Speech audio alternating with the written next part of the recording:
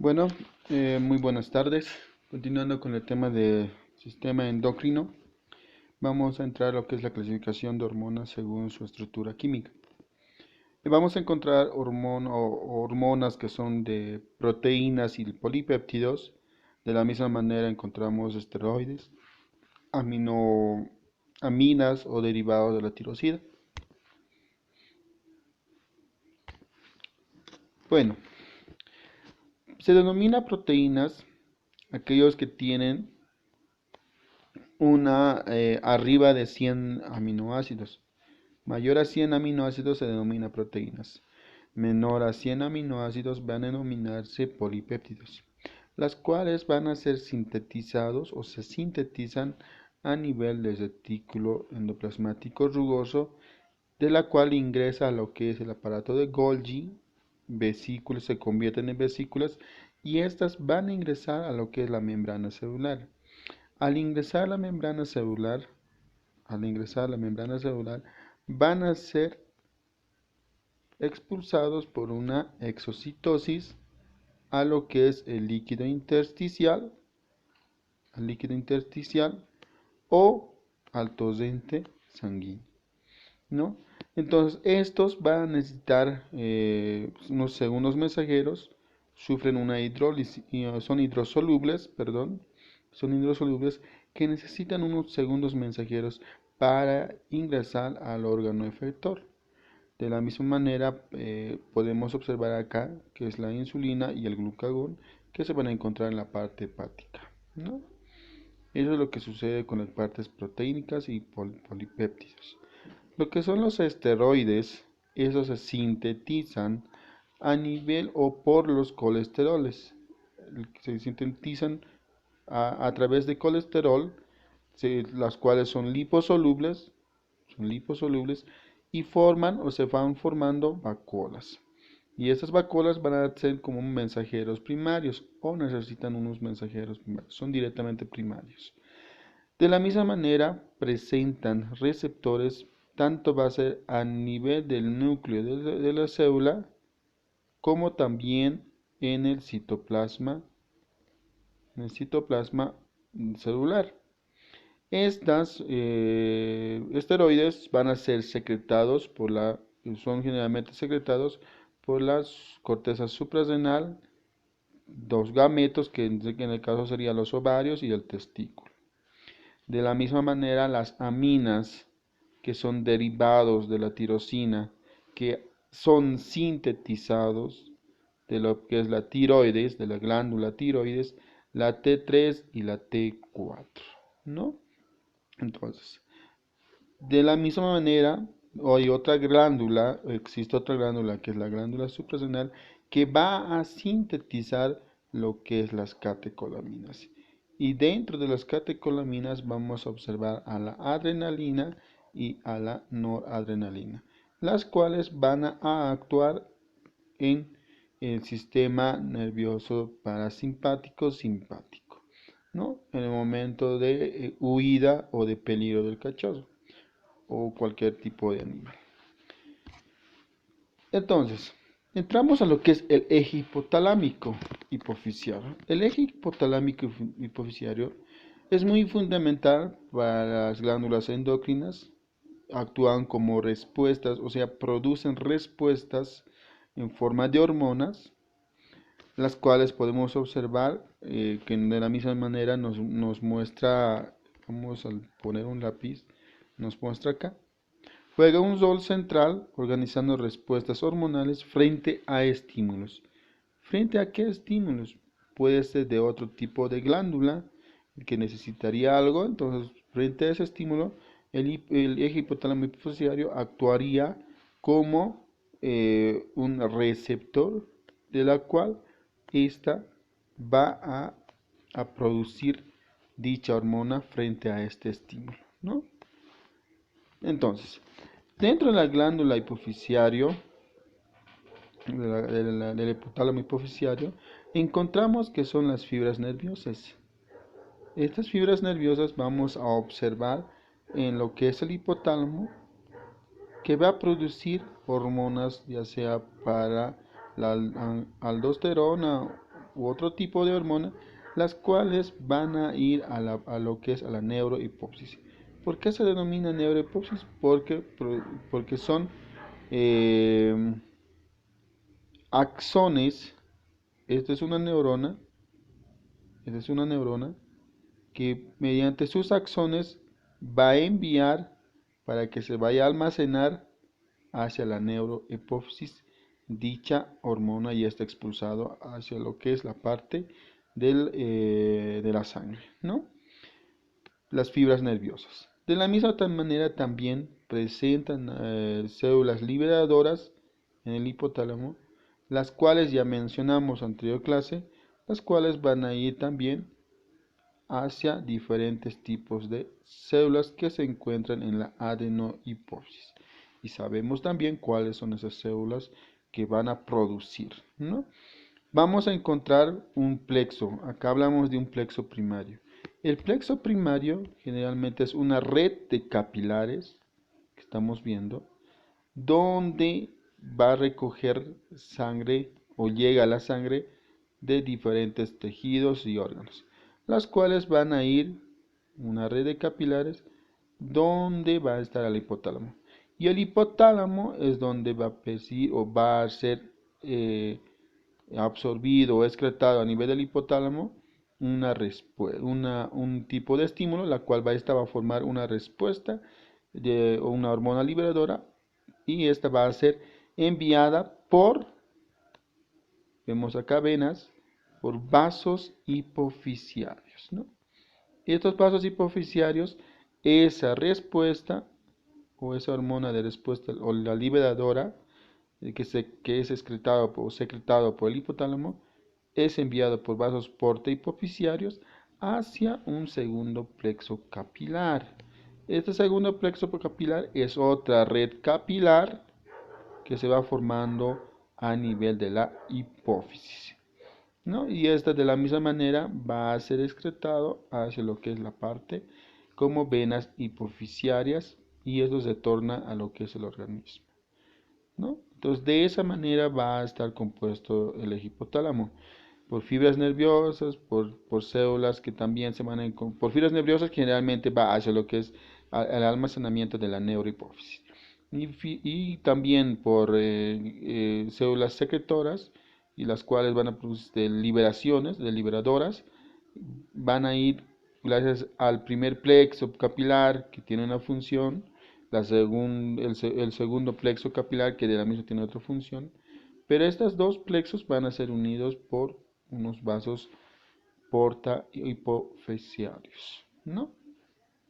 Acá nos muestra una arteria, la cual sabemos que la arteria va a llevar sangre con dióxido de carbono o sangre de otro tipo de otro tipo de células, ¿no? Y las venas que están recogiendo ya también de la misma manera sangre de desecho, que estas van a ingresar hacia el corazón y bombear al pulmón y etcétera, ¿no? Entonces ya vamos sabiendo los procesos. Pero ahorita en este momento lo que nos importa es lo que está compuesto, qué rol cumple el hipotálamo hipofisiario, la cual cumple un rol de organizar respuestas frente a estímulos de cualquier tipo de célula. De la misma manera, vamos a observar la glándula tiroides. Esta glándula tiroides es controlada por el hipotálamo.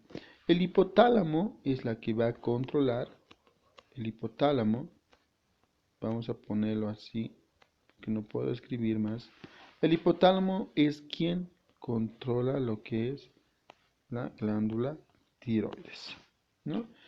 Y esta es situada o se encuentra en el cuello, debajo de lo que es el hueso hioides, ¿no? Se encuentra debajo del hueso hioides. De la misma manera es ahí donde estamos observando ligamentos cricotiroideos, cartílago tiroides, cartílago cricoides, los cricoides y la glándula, que esta glándula presenta dos, la glándula derecha y la glándula izquierda, ¿no? De la misma manera va a estar unido por uno que es llamado el istmo. Ese istmo va a unir a ambos, ¿no? Une al derecho y al izquierdo. Y por debajo encontramos lo que es el tráqueo, ¿no? De la misma manera, la glándula tiroides va a estar formado por folículos tiroideos. Nos cortamos acá un pequeñito y lo hacemos zoom para observar, para observar eh, eh, la parte de lo que es las células que están dentro de la glándula. Encontramos aquí que acá nos vamos a ir a unas células foliculares. Está formado por células foliculares, la tiroides. Y estas células foliculares va a hacer la producción de la T3 y la T4. Producen esos tipos de hormonas, la T3 y la T4. De la misma manera, fuera de estos folículos, células foliculares, vamos a encontrar lo que es la célula parafolicular, que encontramos acá. Vamos a subrayar. Es una célula folicular, la de verde, ¿no? Que produce, que es la calcitonina. Y esta calcitonina nos va a ayudar mucho a regular o a que exista una homeostasis del calcio, ¿no? Entonces eso es lo que va a producir, regula lo que es el calcio en sangre. ¿Ya? Entonces, de la misma manera vamos a encontrar lo que estamos viendo, las coloides.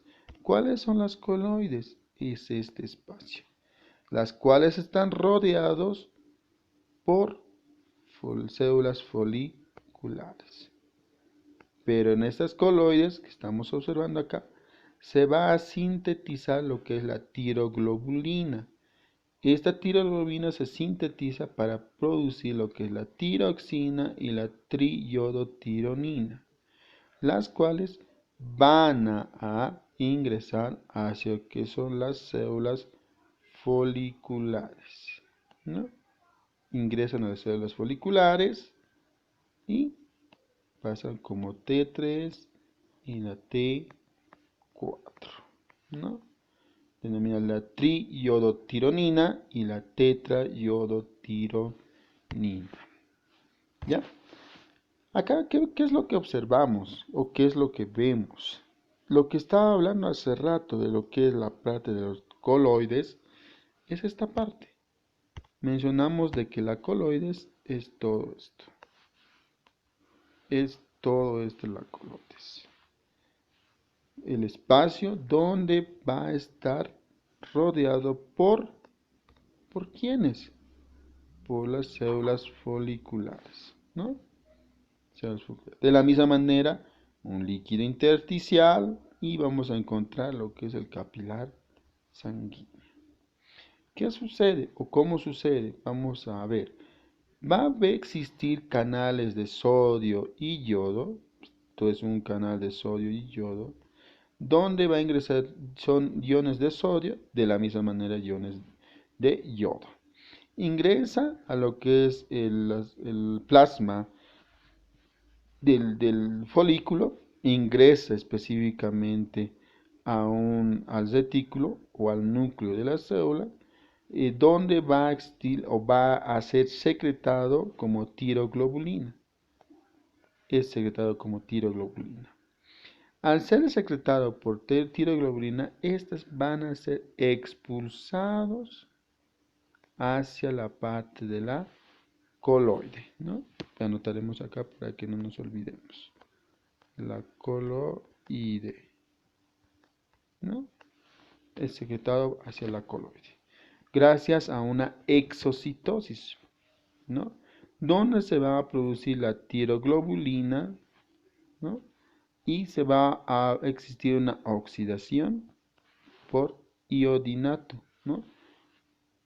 Va a existir generalmente lo que nos importa, una oxidación de la tiroglobulina. Se oxida la tiroglobulina y se produce tanto que va a ser las tri y la tetraiodotironina, ¿no? Estas, cuando van a ser oxidados, van a ser nuevamente incorporados. Estamos viendo incorporados gracias a una endocitosis, se denomina endocitosis. En acá vamos a denominar exocitosis, porque lo está sacando afuera de la célula, ¿no? Acá lo está volviendo a ingresar, sufre una proteólisis, donde va a dividirse en triiodotironina y en tetraiodotironina, ¿no? Entonces se dividen en ambos. Y estas van a ser expulsados hacia por la de la membrana celular hacia el torrente sanguíneo. Y esta tener una función principalmente en la frecuencia cardíaca y mantiene lo que es la temperatura también, ¿no? Entonces eso es lo que sucede o lo que pasa a nivel de la tiroides o de la glándula tiroides. ¿Ya? Vamos también a lo que es la glándula paratiroides, ¿no? Esta glándula paratiroides es mucho más utilizado, le podríamos decir que tiene un mayor protagonismo dentro del organismo, ya que simplemente son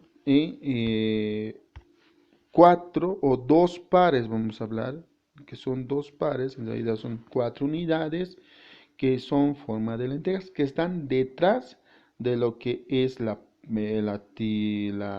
tiroides, ¿no? Se encuentran detrás de la tiroides. Y está rodeada por una cápsula. Estas van a presentar, estas arvejitas presentan unas células oxifilias y presentan unas células activas, ¿no? Las células exofilias no se sabe exactamente cuál sea su función, pero las células principales activas es la que nos importa. ¿Por qué? Porque esta va a producir la hormona paratohormona, ¿no? Produce la PTH, la hormona paratohormona. ¿Qué hace esta hormona paratohormona? Generalmente lo que es regula el calcio en la plasma sanguínea. Va a regular el plasma a nivel de la plasma sanguínea. O sea, esto regula a nivel de los vasos sanguíneos, ¿no? A nivel de los vasos sanguíneos. ¿Ya? ¿Cómo? Puede sacar calcio, puede sacar calcio del riñón, puede sacar calcio del intestino o del aparato digestivo gracias a la vitamina D, la cual esta vitamina D puede inactivar o puede activar la excreción de calcio, ¿no? De calcio hacia el torrente sanguíneo. Puede hacer eso. O sea, su principal función va a ser regular calcio a nivel del plasma sanguíneo. Pero en su caso más extremo, también puede sacar de lo que es de los huesos.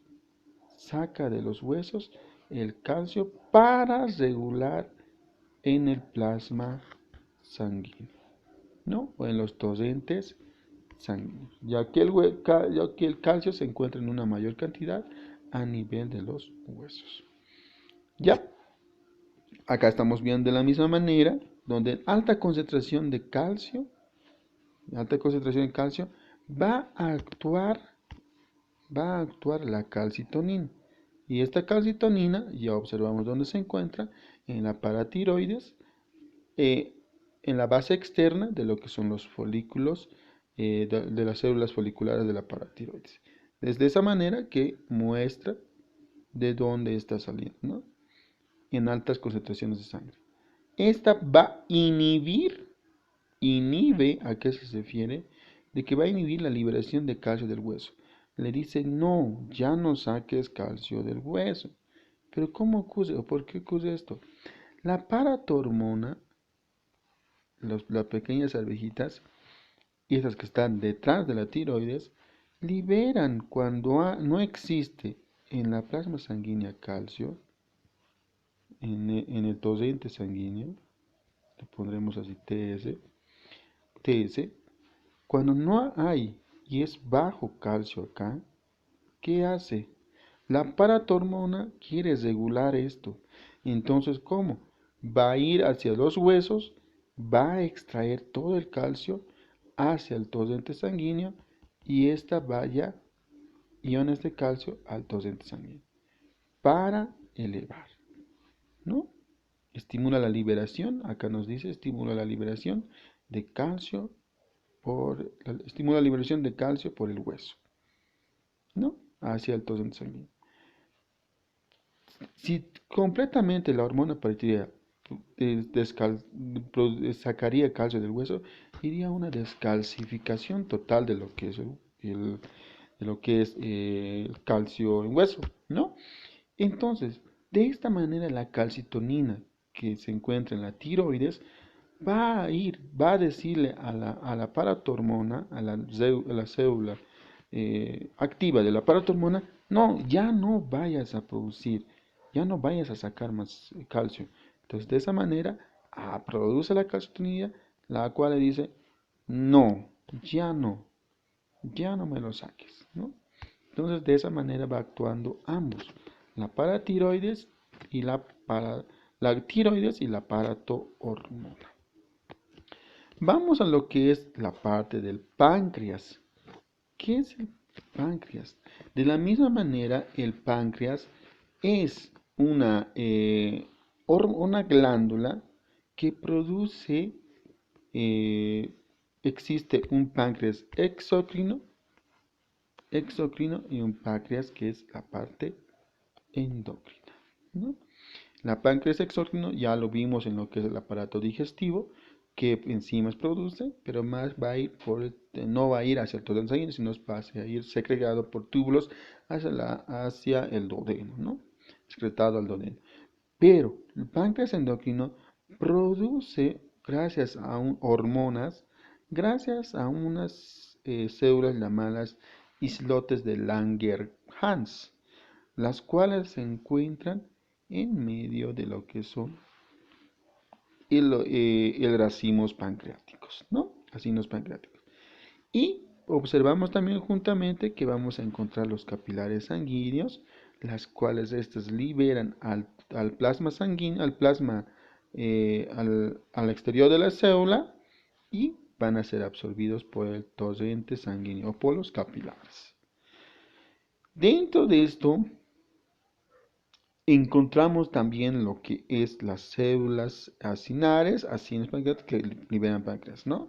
Eso nos vamos un poco. Pero vamos a encontrar las células beta con una mayor cantidad que estamos observando acá, con una mayor cantidad de 75% que nos menciona acá, que estas células de islote van a producir lo que es la insulina.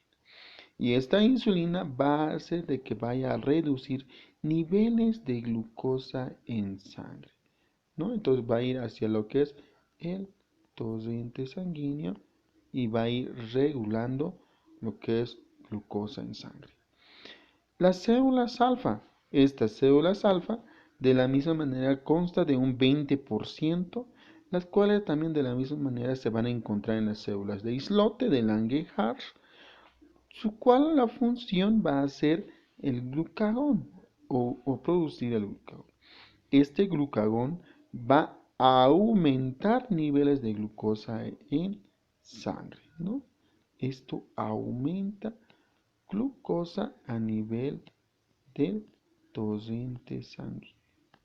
O sea, cuando hay bajo nivel de sangre, esta va a ir actuando para que vaya a normalizar azúcar a nivel del torrente sanguíneo, azúcar en forma de glucosa a nivel del torrente sanguíneo, para que las células hagan la producción de ATP, ¿no ve? Muy importante la glucosa, muy importante el oxígeno, ¿no? Entonces, de la misma manera tenemos un 5% de las células delta, las cuales van a producir una que es la somatostatina, que va a inhibir a lo que son al glucagón, ¿no? Inhibe al glucagón. Pero vamos acá, ¿qué dice? Parácrino inhibe la liberación hormonal y enzimático a nivel pancreático, ¿no? Este parácrino va a inhibir a estas células, ¿no?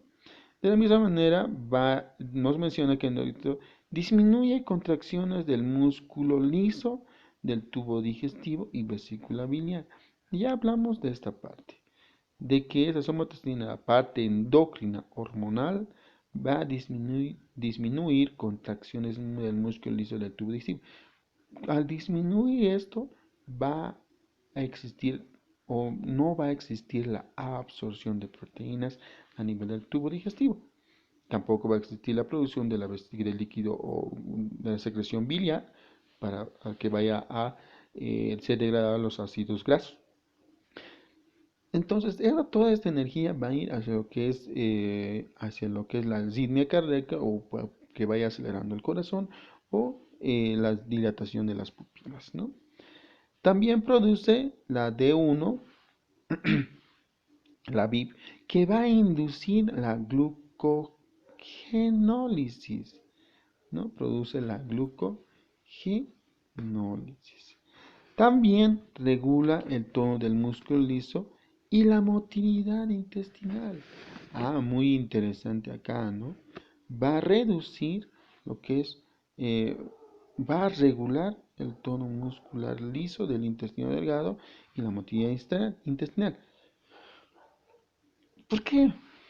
Porque en ese momento esta VIP va a inhibir a lo que es la somatostatina. Le inhibe. ¿Por qué no? Le dicen, no, ahora sí necesito recargarme de energía. ¿Cómo? Pues absorbiendo proteínas, incorporando vitaminas hacia el torrente sanguíneo y hacia células. De la misma manera, la controla la secreción de iones y agua en células epiteliales intestinales. Más que todo en el intestino grueso, ¿no? Va a controlar la excreción de agua para que no se vaya a excretar bastante agua o en su caso no se o se vaya excretando bastante. De la misma manera vamos a tener las células G. Estas células G lo observamos acá, la cambiaremos de color de lápiz a rojo. Observamos acá que va a representar el 1%. ¿No? Dentro de las células de Langerhans o islotes Langerhans. Producen la gastrina y esta gastrina va a ir hacia lo que es la parte del estómago, ¿no? La parte del estómago. Donde va a hacer de que las glándulas estomacales o las células parietales vayan a producir el ácido clorhídrico, ¿no? De la misma manera vamos a encontrar las células PP, denominados polipéptidos pancreáticos, ¿no? Polipéptidos pancreáticos. ¿Qué van a hacer? Que van a inhibir la secreción exócrina del páncreas, ¿no? Inhibe la secreción de exócrina del páncreas, actuando a nivel de las alfa y beta, ¿no? Como sensores, o a los sensores alfa y beta. A las alfas y beta sensores. ¿Ya? Entonces, vámonos al otro. Acá vamos a hablar un poco de lo que es hace momento de la insulina y el glucagón. ¿Qué sucede? Cuando va a existir altos niveles de glucosa, generalmente ocurre esto cuando nosotros vayamos a comer, a ingerir alimento, esos altos niveles de glucosa, va a actuar la insulina.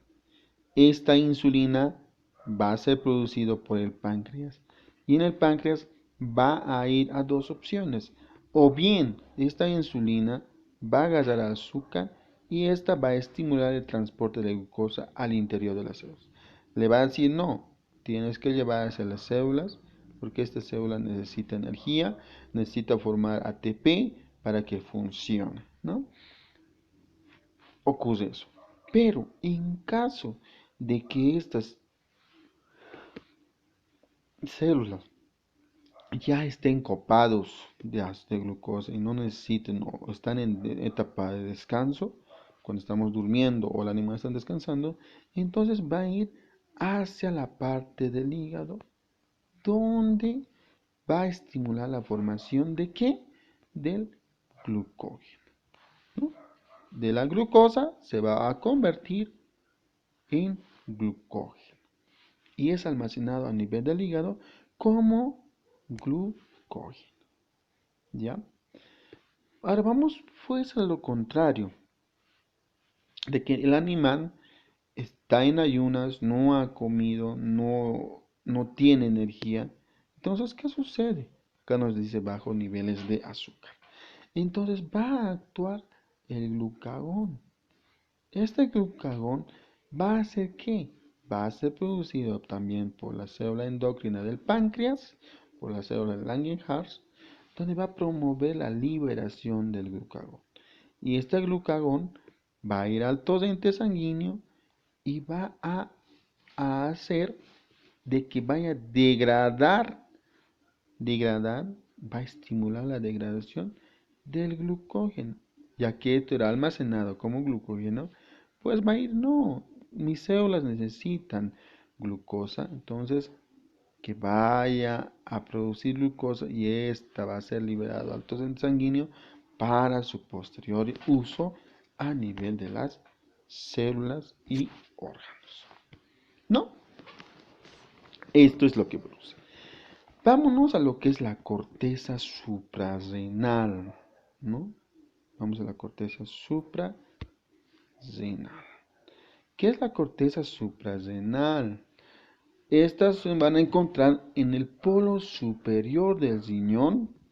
Se encuentran a nivel del polo superior del riñón. Donde va a hacer, va a producir primeramente, perdón, primeramente observamos la cápsula, pondremos un lápiz, la cápsula, la corteza y la médula. En la cápsula, la cual va a ser la producción de mineralocorticoide, generalmente la aldosterona, a nivel de la cápsula. En la corteza se va a producir los glucocorticoides, que es el cortisol, y a nivel de la médula va a producirse los que son de los gametos, hormonas de gametos masculinos y femeninos, ¿no? O de macho y hembra, que generalmente nosotros tenemos que manejar los esteroides sexuales, los andrógenos y estrógenos, ¿no? Son producidos. Esas van a ir a producir a nivel de la corteza suprarrenal. Vámonos a lo que es una aldosterona, ¿no? Esta aldosterona, a la corteza, no estamos yendo a la cápsula renal. Esta aldosterona es producida por la corteza suprarrenal. Corteza suprarrenal, ¿para qué?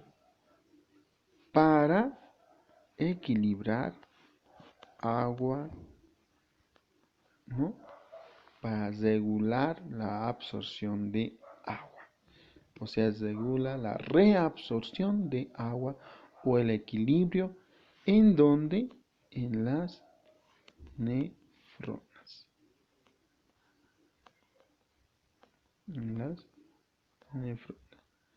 Especialmente donde los túbulos colectores o túbulos distales de la nefrona o la asa de Henle, ¿no? Entonces, acá está la asa de Henle. Actúa a nivel de ahí, a la reabsorción de agua hacia el torrente sanguíneo. ¿Ya? Entonces, ¿qué ocurre acá? La aldosterona actúa a nivel del aparato del juxtaglomerular, donde va a producir la renina, donde se produce o se secreta la renina, que esta renina va a ir juntamente al hígado, donde produce el angiotensinógeno. Ambos van a producir lo que es la angiotensina 1, la cual va a ir por la sangre, es transportado por la sangre de angiotensina 1 hacia, hacia los pulmones. Y en el pulmón, gracias a la enzima convertidora, gracias a la enzima de conversión, vamos a poner enzima de conversión de angiotensina ECA, ¿no? Así lo pondremos. La enzima convertidora de angiotensina agarra la angiotensina 1 y la convierte en angiotensina 2. Y esta angiotensina 2 va a tener una función, va a presentar una función de ¿qué? De que el animal presente sed o de que vaya a ingerir agua. O también va a ir a la corteza superior a producir aldosterona. O en su caso extremo va a ir a que exista una vasoconstricción de los capilares sanguíneos, ¿no? Entonces, eso es lo que va a suceder a nivel de la corteza suprarrenal. Acción metabólica del cortisol. Vámonos a lo que es la acción metabólica del cortisol. Esta va a aumentar y va a disminuir. Aumenta la degradación de proteínas, lipólisis en el tejido adiposo, gluconeogénesis a partir de ácidos grasos en el hígado, síntesis de RNA y proteínas. De la misma manera, disminuye lo que es la glicólisis y síntesis de proteínas en el músculo y tejido adiposo. Disminuye también la síntesis de ácidos grasos y triglicéridos en tejidos adiposos. Médula suprarrenal, ¿no? En la médula suprarrenal vamos a encontrarnos con lo que es la parte de las catecolaminas, ¿no? Esas catecolaminas que son producidos como la adrenalina y la noradrenalina, las cuales van a tener una función donde un animal quiera correr o escapar de algún problema que tuviese, ¿no? Entonces, esas. Y estas catecolaminas de la misma manera van a presentar o presentan receptores sobre los órganos o en cada órgano presentan receptores. Y esta tiene una duración o es más prolongado, ¿no? Estas catecolaminas, ya sea la noradrenalina y la adrenalina, va a ser de un tiempo prolongado, puede durar de unos 2 a 4 minutos de acción, ¿no? No desaparece rápido. ¿Cómo? Aumentando una frecuencia cardíaca, porque el animal quiere correr y sí que necesariamente tiene que latir el corazón. De la misma manera va a disminuir la constricción digestiva porque no es necesario de que vaya a existir la absorción de proteínas, vitaminas, nada. Y en algún caso de nosotros va a ir a la dilatación de las glándulas sudoríparas para expulsar el sudor, ¿no? Podemos leer acá un momento de lo que es el hígado. En el hígado las catecolaminas activan la activación de la glucogenólisis y gluconeogénesis, inhibición de la síntesis del glucógeno, ¿no? Inhibición de la síntesis de glucógeno para que no se vuelva en glucosa. Inhibe. Riñón, ¿qué hacen los riñones? Aumenta la producción de orina, ¿no? Perdón, aumenta la producción de glucosa. De la misma manera, el músculo esquelético estimula la glucogenólisis. En el músculo, no en el esquelético, en el músculo, la adrenalina disminuye el catabolismo proteico. En el tejido adiposo, en la grasa que tenemos o que tiene el animal, En tejido adiposo blanco, la adrenalina libera glicerol y ácidos grasos libres a partir de triglicéridos almacenados como adipocitos. Esto un poco es de que esto va a liberar lo que son las grasas en forma de triglicerol y vaya a funcionar también como energía. En el corazón aumenta la frecuencia cardíaca, eso sabemos muy bien. De la misma manera, la fuerza de contracción y velocidad de conducción, lo que nos lleva a un aumento del volumen sistólico, ¿no? Diástole, sístole, va a haber bastante sístole. Bombeo y difusión de sangre hacia los diferentes órganos. Aumento de la presión arterial, sistólica y diastólica, ya hablamos bastante. Vasos sanguíneos, va a haber las vasoconstricciones en las arteriolas y venas. Vasodilatación, aquí va a existir la dilatación de vasos a nivel del músculo cardíaco, ¿no? Entonces, a nivel de acá, pues va a tener que existir vasodilataciones. Pero a nivel de la periferia va a tener que existir vasoconstricción, ¿no? Porque en acá, en el corazón, va a tener que bombear bastante sangre, así que tiene que dilatarse. Aumento de flujo sanguíneo en el miocardio, músculo esquelético y el hígado. Claro, el hígado, ¿no? Eso es lo que aparte de lo que son las catecolaminas. Y en las gónadas, ya vamos a terminando. En las gónadas generalmente van a producir las hormonas tanto el estrógeno y la testosterona. Este estrógeno y testosterona, generalmente del estrógeno, o sea, producen la hormona testosterona, donde el ovario, aquí vamos a hablar, donde los ovarios van a producir también la progesterona, van a producir la inhibina y la relaxina, ¿no? Estos ovocitos producen. La inhibina o la progesterona generalmente utilizadas cuando el animal está en gestación, para que esté ahí creciendo el feto. La inhibina, esta hormona inhibina, inhibe a lo que es el folículo estimulante. Sabemos que es el folículo estimulante. Actúa a nivel del desarrollo de los folículos para que exista la liberación y ésta vaya a fecundar, ¿no ve? Entonces, inhibe el FSH, la liberación de folículos o la hormona folículo estimulante. De la misma manera, el ovario o los ovocitos van a producir lo que es la relaxina. Esta relaxina también es producido tanto por ovarios y también hay uno que va a ir ahí a producir la placenta, ¿no? La placenta. ¿Por qué? ¿Por qué producen la relaxina? Porque esto da paso para dar el nacimiento, ¿no? El nacimiento. ¿Por qué? La relaxina va a relajar lo que es la parte del útero, de la cervix y contracciones a nivel del útero y esta relaja la cervix para que vaya a ser expulsado el feto.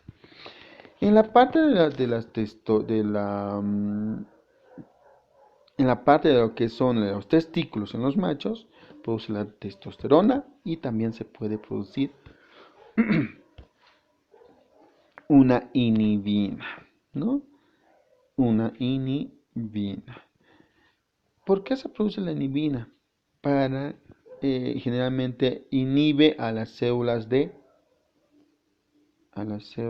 qué? De Sertoli, ¿no? A las células de Sertoli. ¿Para qué? Para que ya no exista la espermiogénesis, ¿no? O la disminución de la espermiogénesis. Para que ya no vaya a producir más espermatozoides. Ya, entonces eso es lo que funciona a nivel de lo que es el aparato endocrino. Bueno, gracias. Nos vemos en otro tema y se cuidan.